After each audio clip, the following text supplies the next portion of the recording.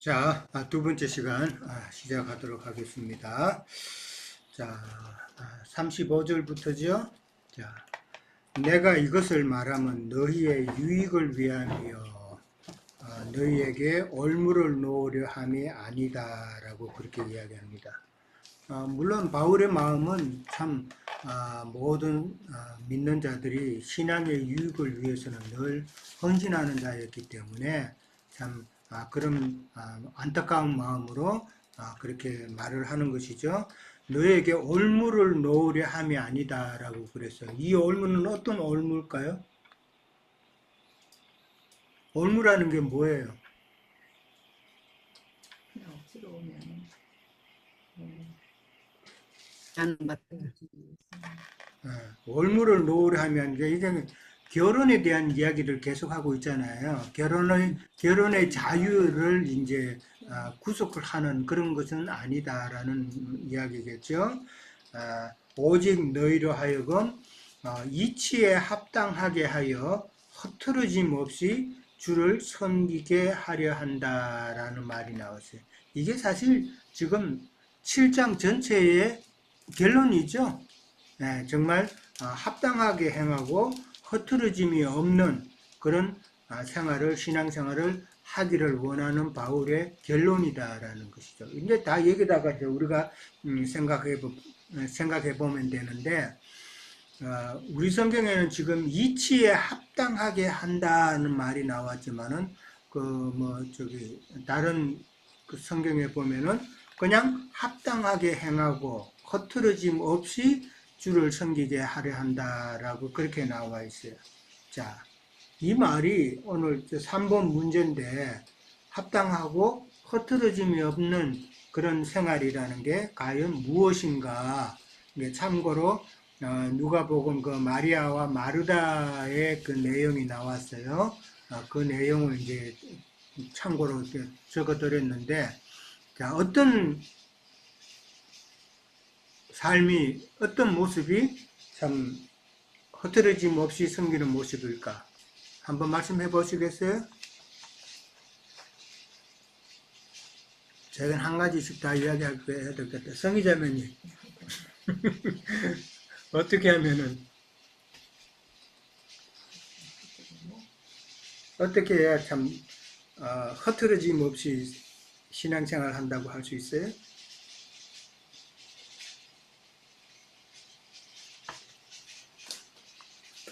답이 없어요? 그냥 견이자매님. 저는 마르다와 그 마리아 누가복음 10장 38절 42절을 그걸 보면서 마르다는 그 뭐 이렇게 분주하고 뭐 어떤 일을 많이 그 많은 일로 염려하고 근심하는 거고, 그 마리아는 예수님이 그랬잖아요. 좋은 편을 택해 갖고 주님께서 주님의 그 말씀에 그냥 이렇게 집중하는 그런 그 마리아가 바로 이런 흐트러짐이 없는 주를 섬긴다는 뜻이 아닌가. 그렇죠? 흐트러짐이 없다라는 말은 이제 오늘 이제 누가복음에서 보면은 마리아 그 모습이다라는 것이죠. 그러니까 합당하고 흐트러짐이 없다라는, 합당하다는 말은 그 원어의 그 뜻이 보기 좋다라는 뜻이에요. 보기가 좋고 그 다음에 예의 바른 그런 의미가 있어요. 그러니까 신앙생활에 있어서 보기 좋은 그런 모습은 어떤 모습이에요? 하나님께서 보기 좋다 하시는 그 모습이겠죠. 그러니까 계시록에는 네모 반듯한 그런 모습도 나오죠. 반듯한 모습. 뭐 어떻게 좀 기울거나 그렇게 다른 데미지가 많이 난 그런 모습이 아니라 네모 반듯한 그런 모습이라는 것은 정말 하나님 보기에 좋은 그런 모습이라는 것이죠. 다윗이 봉복이잖아요. 합당하다고 그랬잖아요. 네? 하나님이 다윗한테 그렇죠. 내 말을 합당하다는 합한 자라는 합한 거니까 자, 다 합한 자. 맞다는 이야기. 그러니까 창세기 우리도 잘 알듯이만 하나님께서 보시기에 좋았더라는 말을 매일 하셨죠. 매일 하셨는데 그 보기 좋았더라라는 말이 하나님의 뜻에 맞았다는 이야기잖아요. 그게 이제 토브라는 단어를 썼어요.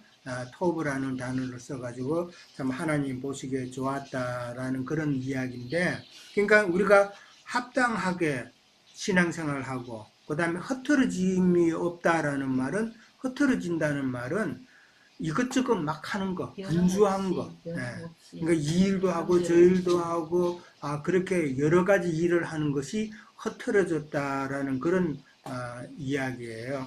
그러니까 분요하다라는 말이죠. 질서가 없고 무슨 작업을 하면은 그냥 질서 있게 딱딱 못하게 되죠. 이거 했다가 놨고 또 저거 했다가 잠시 두고 이러다 보면은 그 작업 현장은 막 어지럽혀져 있는 그런 상황.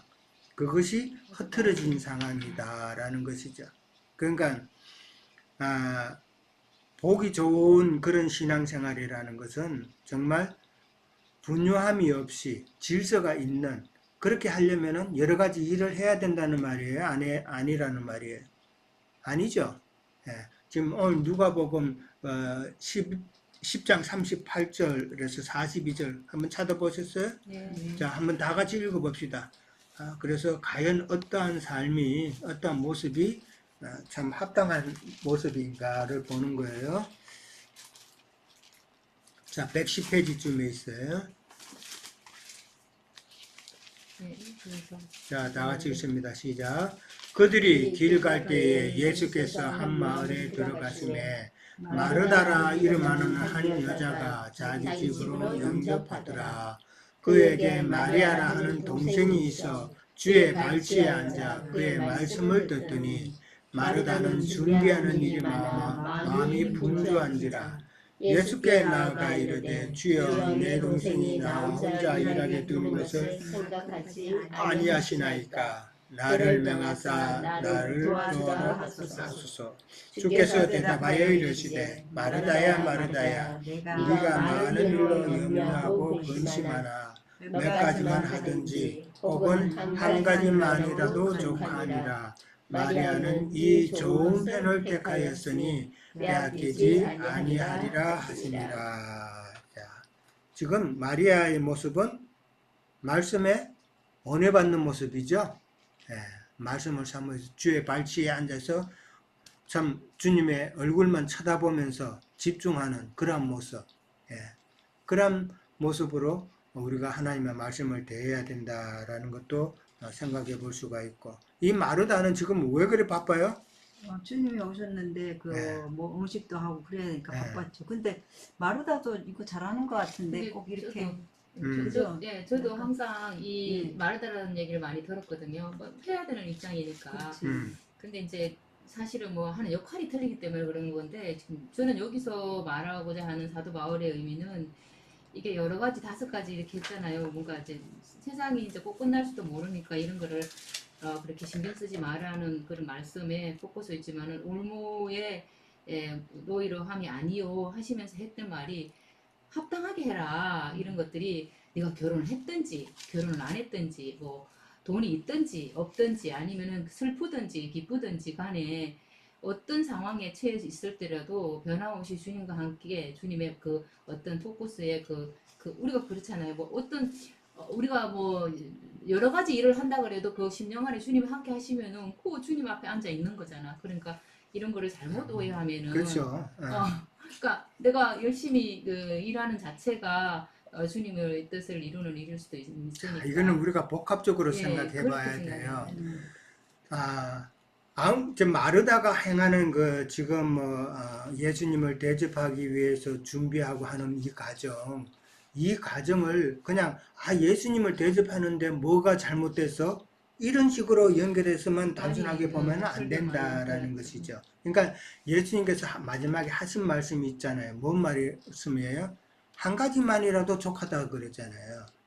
그 앞에는 몇 가지만 하든지 혹은 한 가지만이라도 그랬는데, 사실은 요즘은 이제 몇 가지만이라는 거는 빼고 그냥 한 가지만이라도 하라 이런 식으로 이제 성경이 나오고 그러는데, 이 말은 예수님을 섬긴다 하면서 여러 복잡한 일을 많이 하지 말라는 이야기예요. 뭐가 더 중요한 것인가를 깨달으라는 이야기잖아요. 뭐가 더 중요한 거예요? 지금 예수님 하신 말씀은. 말씀 듣는 것이 더 중요하다라는 것이죠. 진리를 추구하는 것이 더 중요하다라는 그 말씀이잖아요. 그러니까 우리가 이 마르다의 활동이 뭐 나쁘다라고만 볼 수 없지만은, 그러나 마르다는 너무 열심으로 너무 많은 봉사를 하기 때문에 결국은 그게 뭘로 이어져요? 지금 이 본문에 보면은 불평. 불평으로 이어진단 말이에요. 그러니까 이 불평으로 이어지면은 그 마음에는 말씀이 안 들어간다는 거예요. 이 이치를 깨달으라는 이야기예요. 예. 그러니까 우리도 모임에서 참 그런 것도 좀 생각을 해봐야 되는 것이고, 그 다음에 우리가 이전에 몸담았던 세상 교회에서도 보면은 너무나도 많은 봉사를 하게 하잖아요. 예. 그게 다 나쁘다는 것은 아니지만은 뭐가 더 중요한 것인가는 깨달으라는 것이죠. 그러니까 새벽부터 가가지고 참난 뭐 일요일날 새벽에는 절대 못 갔지만은 새벽 예배부터 가가지고 그 다음에 주일날 또 대예배 참석하고 그 다음에 또 성경 모임 참석하고 또 저녁 예배까지 하면은, 그리고 중간중간에 뭐 주방봉사, 주차봉사, 봉사가 얼마나 해, 찬양대 봉사, 그거 다 하면은 집에 저녁에 들어오면 기진맥진 안 했어요? 뭐 다른 분은 어떤지 몰라도 아유 힘들어요. 그러면은 그 마음에 만족이 있어요? 말씀은 가만히 생각해 보면은 하나도 들은 거 없고 생각나는 거 없고, 이게 실컷 봉사만 하다 온 거예요. 그러면은 우리 속에 뭐가 안식이 있어요? 말씀으로 인한 그 기쁨이나 안식이나 얻어짐이 하나도 없잖아요. 그런 것을 생각해 봐야 된다. 문제는 그렇게 하다 보면은 원망이 생긴다는 거. 나는 하는데, 나는 열심히 하는데 왜 쟤는 말씀만 듣고 있어? 하나님의 뜻을 모르는 상황이다라는 것이죠. 우리가 합당하게 참 보기 좋게 그렇게 신앙생활 하려면은, 합당하다는 말이 아까 그랬잖아요. 참 하나님의 뜻이 무엇인가를 알아야 돼. 그렇잖아요. 하나님의 뜻도 모르면서 내가 어떻게 합당하게 신앙생활을 할 수가 있어요? 지금 마르다가 그런 상황이다. 하나님의 뜻도 모르면서 내가 그냥 열심히 하려고 하는 그런 것은 참 합당한, 보기 좋은 그런 신앙생활은 아니다라는 것을 지금 바울은 이야기하고자 하는 것이죠. 예수님께서 제자들을 부르실 때에 제자들이 바로 예수님을 따라갔죠. 예수님, 예수님 따라가려면 우리 집에 가가지고 우리 어머니한테, 우리 와이프한테 내가 지금 예수님 따라간다고 말이라도 해야 되지 않냐고 그렇게 했어요? 작별 인사하고 왔어요? 성경에 그런 말 없어요. 바로 예수님을 따랐다 그랬어요. 그리고 예수님께서 또 다른 사람을 부를 때에 지금 죽은 자가 있는데 장사를 하고 가겠다 그랬을 때 예수님 뭐라 그랬어요? 죽은 자를 장사하게 하고 너는 나를 따르라 그랬어요. 그러니까 왜 그래요? 바로 예수님을 따르지 않고 가서 뭐 하겠, 우리 생각에는 뭐 작별 인사도 해야 되겠고 뭐도 이렇게 생각하면은 잡힌다는 거예요. 생각이 바뀔 수도 있으니까. 그렇죠. 그 순간에 생각이 잡히고 마귀는 우리의 생각을 낚아챈다는 것이죠. 그러니까 그런 것 때문에 바로 우리는 따라야 된다라는 거죠. 그냥 세상 교회 예배당에 있다가 이런 말씀을 듣고 그 말씀이 괜찮던데 하면서 그 다른 사람한테 이야기해보고 그러다 보면은 그 사람이 가게 해요? 그거 가면 이단이라고 참 큰일 난다고 그렇게 하지 않겠어요? 그렇게 하지 마라라는 것이죠. 어떻게 보면은 신앙은 단순해야 된다는 것. 복잡하면은 여러 가지 어려움이 많다라는 것. 단순하게 예수님을 따라야 된다는 것을 우리 생각해 봐야 돼요. 자, 36절 갑니다. 자, 만일 누가 자기의 약혼녀에 대한 행동이 합당하지 못한 줄로 생각할 때에 그 약혼녀의 홍기도 지나고 그같이 할 필요가 있거든 원하는 대로 하라라고 그렇게 돼 있어요. 자, 여기도 보면 약혼녀라고 돼 있고 그 밑에는 또 뭐라고 돼 있어요? 안 돼 있어요? 여러분 성경에는? 그 약혼녀라는 그, 약혼녀고 홍기가 생겼고. 그렇죠. 처녀 또는 처녀딸이라고 나와 있죠. 예. 이게 약혼녀하고 처녀딸, 이게 조금 다르잖아요. 예. 자, 이거 이해했어요? 그러니까 지금 만일 누가라고 나왔는데 이 누가는 지금 약혼녀라는 말이 또 나왔기 때문에 약혼녀 배우자인 그 약혼남이 될 수도 있죠. 그죠? 어떤 약혼남이 자기의 약혼녀에 대해서 이렇게 말이 나오니까 약혼남이라고 볼 수도 있지만은 또 한면으로는 이 아버지의 입장도 되는 거예요. 두 가지 입장이 되는 거예요, 지금. 근데 이제 문맥 전체로 보면은 36절, 37절 문맥 전체를 보면은 원하는 대로 하라. 그다음에 약혼녀를 그대로 두기로 하여도 잘하는 것이다라는 말을 이렇게 보면은 이게 약혼남이라기보다는 아버지 입장을 지금 이야기하고 있지 않나 그렇게 생각을 해볼 수가 있어요. 자, 누가 자기의 약혼녀에 대한 행동이 합당하지 못하다 생각한다 그랬어요. 만약에 약혼남일 경우에 자기 약혼녀에 대한 자기의 행동이 합당하지 못하다는 말은 무슨 뜻일까요? 무슨 말이에요? 딴 짓을 했다는 뜻이겠죠. 약혼을 했어. 약혼을 했는데 남자가 생각하기에 자기가 지금 하는 행동이 합당하지 못하다라고 말할 수 있는 것은 약혼을 했으면 결혼을 해야 되는데 결혼을 지금 안 하고 있다는 이야기예요. 왜 안 해요? 그 약혼남이 세상 종말론적인 그런 자일 경우에 만약에 곧 이제 주님이 오시는 데에 우리가 결혼할 필요가 있냐 하면서 시간을 늦춘다는 이야기예요. 그 이야기예요. 그렇게 되면은 그렇게 합당하지 못한 줄로 생각이 되면은 이제 그 약혼녀의 이제 홍기도 지났고 또 그같이 할 필요가 있다라는 말은 결혼할 필요가 있다는 말이죠. 또 그 필요라는 말이 약혼은 했는데 결혼을 안 하고 있으면은 구슬수에 오르기 쉽죠. 사람들이 수근수근 될 거 아니에요. 그런 상황을 말하는 거예요. 그렇게 되거든 결혼을 해라. 그런 이야기죠. 말이 좀 어렵죠. 예. 근데 이제 만약에 아버지 입장일 경우에는 누가 자기의 딸에 대해서 행동이 합당하지 못하다라는 말은 무슨 말이에요? 아버지가 자기 딸에 대해서 행동이 합당하지 못하다는 말은 노처녀 때까지 아직 시집 안 보내고 있는 것을 말하는 거겠죠. 예. 아버지는 딸을 빨리 시집 보내야 되잖아요. 보내야 되는데 딸에 대한 합당하지 못하는 일이라는 것은 노처녀가 될 때까지 아직 시집을 안 보내고 있다라는 것이죠. 그럴 경우에는 홍기도 지났고 그렇게 또 결혼할 필요가 있고 그러면은 원하는 대로 하라, 결혼하게 하라 그런 이야기죠. 근데 내용상으로 봐서는 아버지 여기 약혼녀, 처녀딸 뭐 그렇게 나오기 때문에 혼동을 주는데 차라리 아버지 입장에서 보는 것이 낫겠다라는 것이죠. 37절에 가면은 그러나 그가 마음을 정하고 또 부득한 일도 없고 자기 뜻대로 할 권리가 있어서 그 약혼녀를 그대로 두기로 하여도 잘하는 것이다. 마음을 정했다라는 말은 그냥 처녀로 두는 것을 말하는 거예요. 그냥 처녀로 두고 부득한 일도 없고 꼭 결혼할 필요가 없으면은 그런 말이죠. 자기 뜻대로 할 권리가 있다고 그랬는데 이 말에서 이 아버지와 딸과의 관계다라는 것을 우리는 생각해 볼 수 있어요.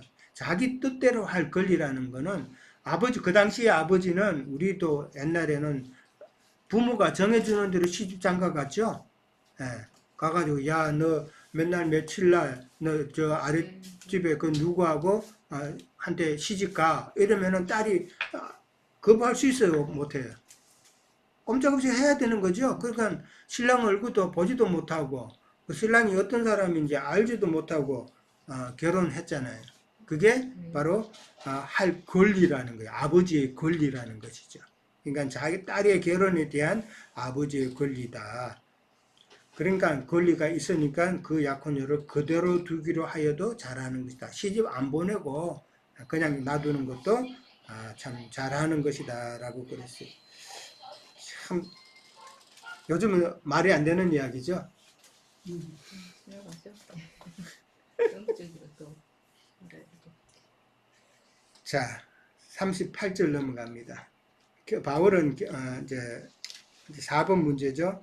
결혼하는 것도 잘하거니와 결혼하지 아니하는 자는 더 잘하는 것이다. 왜 더 잘하는 것이라고 그렇게 이야기했을까요? 가가리 16에는 그런 게 지금 있잖아요. 아, 뭐 시대도 다 돼갖고 뭐 그러니까 자기처럼 지내는 게 더 유익하다 이런 말도 하셨잖아요. 그러니까.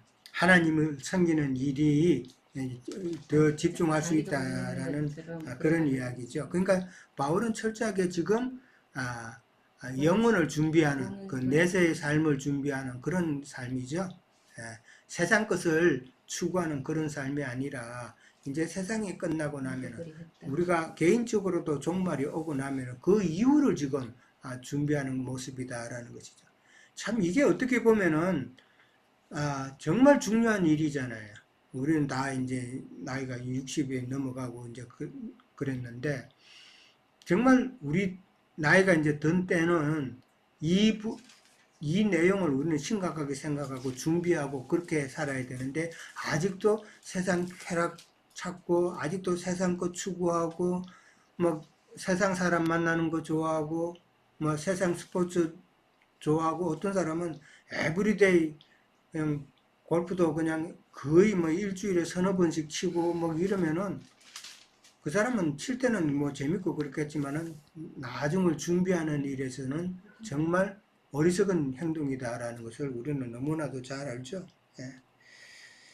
자, 그렇게 우리는 생각을 해야 된다라는 것이죠. 자, 39절에 갑니다. 이제 이거는 가부에 대한 내용이죠. 가부의 재혼에 대한 내용인데 아내는 그 남편이 살아있는 동안에는 매여 있다가 남편이 죽으면 자유로워 자기 뜻대로 시집 갈 것이나 주 안에서만 할 것이다 라고 그렇게 되어 있어요.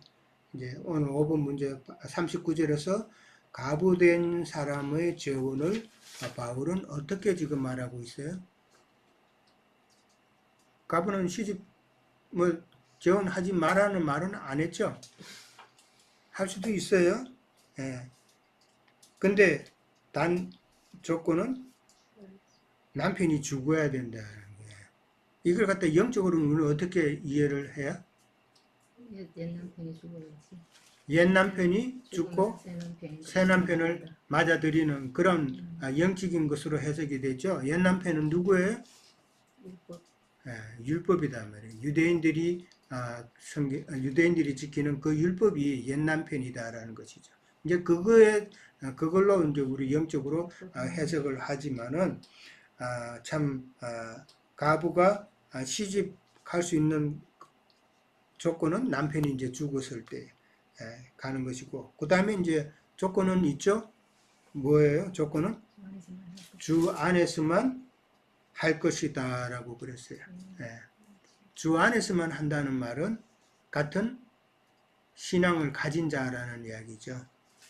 같은 신앙을 근데 같은 신앙을 가졌다 하더라도 또 차이가 많죠. 예수를 믿는다 하지만은 세상 교계에 있는 자와 또 우리가 더 나아간 말씀을 듣고 참 진리를 깨닫는 이런 모습과는 또 다르죠. 이 안에서도 믿는다 하면서도 만약에 세상 예배당에 열심으로 나가는 사람이 뭐 그 사람과 재혼을 했다 그러면은 거기도 분명히 어떻게 보면 더 큰 어려움이 있을 수가 있다라는 것이죠.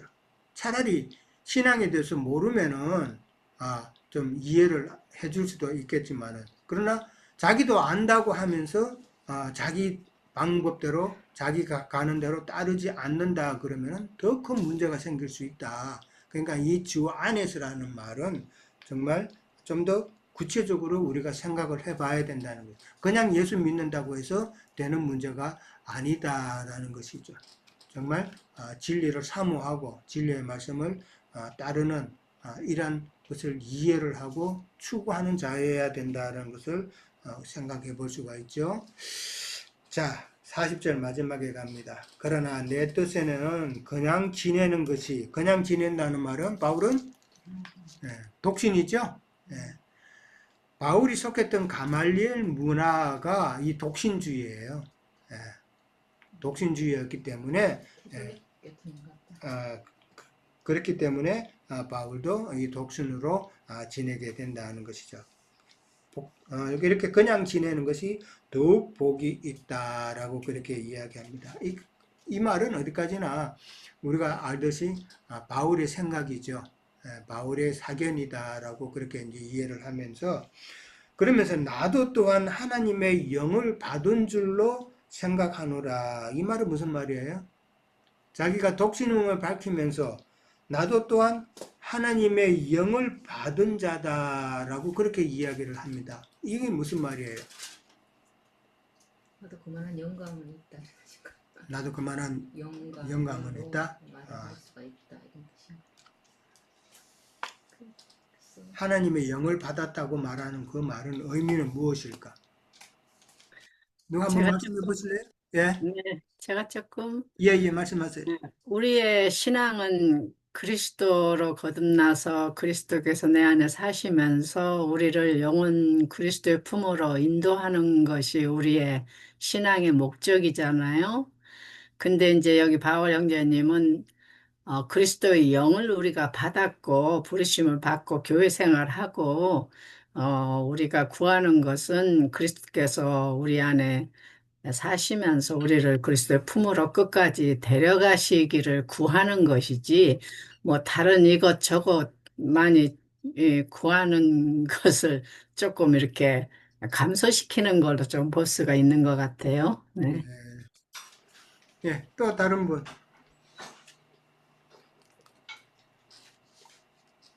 없어요? 예. 나도 하나님의 영을 받았다라는 이 말은 다르게 생각해 보면은 바울이 하나님의 영을 받았다라는 말, 은사를 받았다라고 지난번에 은사에 대해서 나누었죠. 그러니까 독신으로 지내는 것도, 결혼 안 하고 지내는 것도 하나님의 은사가 있어야 된다라는 말을 한 적이 있어요. 그것과 연결해서 보면은 참 바울이 하나님의 영을 받았다라는 것은 은사를 받았다라는 그런 말로 이제 생각해 볼 수 있죠. 그러니까 은사를 받았기 때문에 바울은 지금 독신으로 지내고 있다라는 그런 말을 한 것으로 이제 이해가 되는 것이죠. 그러니까 사실 결혼하지 않고 독신으로 지내면서 하나님의 일을 위해서 섬긴다는 것은 사실은 되게 어려운 일이죠. 뭐 그걸 딱 흉내 내가서 신부들, 그 다음에 수녀들이 독신으로 살면서 참 하나님을 섬긴다고 그렇게 하지만은 그건 안 되는 거라는 것은 너무나도 잘 알잖아요. 물론 잘하는 사람도 있을런지는 모르지만은, 그러나 그런 사람들 이렇게 보면은, 저는 이 수녀들 한번 경험을 해본 적이 있는데, 혼자 독신으로 이렇게 살다가 보니까 모르겠어요. 다른 참 좋은 수녀님들도 있을지 몰라도 너무 생각이 편협해 있어요. 편협돼 있고, 그 다음에 남을 이해해주는 그런 배려하는 그런 마음은 없고, 자기가 그렇게 힘든 삶을 살아왔기 때문에 자기가 거기에 대한 보상심리로 내 말을 들어 라는 이런 명령주의적인 그런 느낌이 있더라고요. 그래서 이거는 뭔가 또 잘못됐구나 하는 것을 제가 느낀 적이 있어요. 그만큼 사람이 모든 이 육성의 본능을 갖다가 제어하고 이렇게 살다 보면은 또 다른 그런 강팍함이 나올 수가 있다라는 것이죠. 그게 진리의 말씀으로 참 생명으로 되어서 참 모든 것이 꺾어져 가지고 나온 거면은 괜찮은데, 그렇지 않고 진리의 말씀을 받은 적도 없고, 그렇다 보니까 자기의 육성으로, 자기의 고집으로, 자기의 어떤 행함으로 그것을 이루려고 하다 보니까 도리어 더 악한 모습이 나올 수도 있겠다라는 그런 것이죠. 그러니까 말씀이 정말 먼저 깨달아지지 않으면은 어렵다라는 것이죠. 예, 자, 저는 오늘 여기까지 하겠습니다. 혹시 또 추가로 하실 말씀 있으신가요? 예, 준현계님. 예, 그 7장 결혼 생활 나누면서 사실 저희가 이제 결혼 생활의 영적 의미를 이미 다 나누었는데 그냥 이렇게 정리하는 의미에서 예. 말씀을 또 드리고 싶은 거가 뭐냐면 사실 우리는 어떤 방식으로든 다 결혼한 사람들이잖아요. 그러니까 주님을 만나기 전에는 사실 세상과 연합해서 세상과 결혼한 사람들이니까 그렇게 이제 세상이 원하는 대로 내 삶을 살아가고 세상에서 나에게 주는 기쁨을 내가 추구하면서 이렇게 살아가는 세상과 결혼한 사람들이었다가 또 거기에서 이제 나온 경우에는 그러니까 그 남편이 죽은 거죠. 그러면 이제 종교라고 하는 남편과 이제 결혼을 하잖아요. 그 율법이라고 하는 남편과 결혼해서 거기에서 나에게 또 원하는 바 이런 삶을 살아라 라고 요구하는 대로 내가 그렇게 살아가다가 이제 그 남편도 죽게 되면 이제 우리가 진정한 남편인 이제 예수님을 만나서 진리의 우리가 교회 생활이라고 하는 그런 결혼 생활을 하는데 이 세상에서 말하는 그런 결혼 생활을 앞서서 이렇게 앞에 그 두 가지의 상황을 이렇게 보면 사도 바울께서 이 23절에 말씀하셨던 그런 결혼 생활을 계속 하게 되는 것 같아요. 그러니까 사람들의 종이 되는 결혼 생활. 그러니까 누군가의 종이 되는 결혼 생활이잖아요.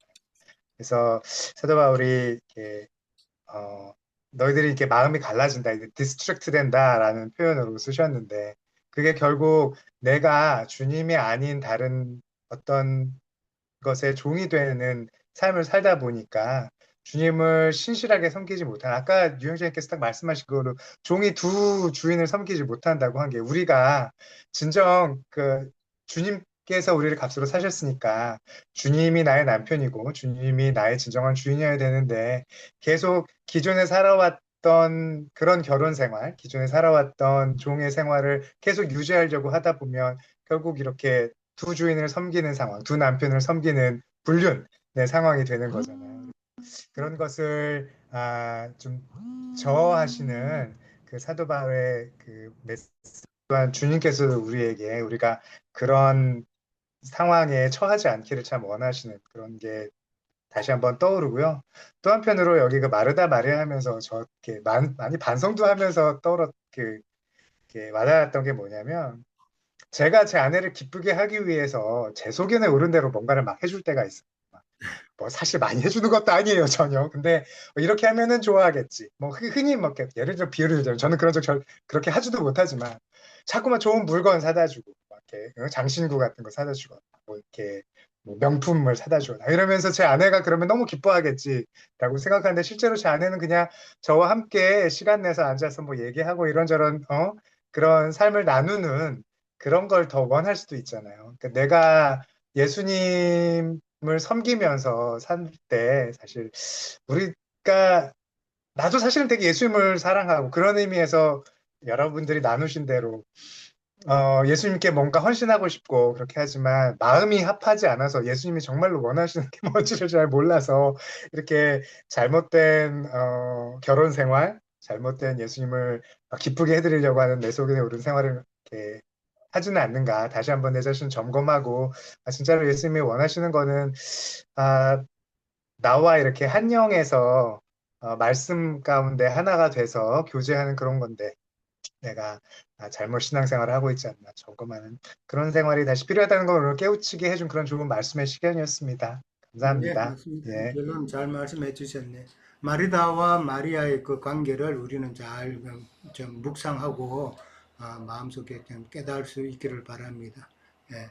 하나님이 주님이 원하시는 그 부부 관계, 사실 아까 조금 전에도 이야기하셨지만은 부부간에 살면서 서로 마음을 모르기 때문에 사실은 힘든 거잖아요.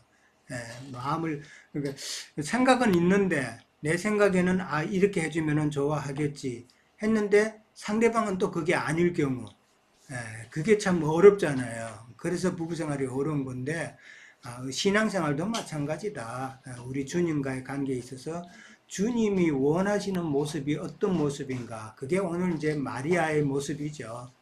마리아의 모습인데 하나님을 섬긴다고 하면서 이것저것 여러 가지 봉사하는 것, 그것도 참 중요하지만은 그것 때문에 정말 주님이 원하시는 방법을 잊어버린다면, 놓친다면 그거는 아니다라는 것을 우리는 생각해 보고, 무엇이 하나님이 원하시고 정말 합당하고 흐트러짐이 없는 신앙인가를 이제 깨달아야 되는 것이죠.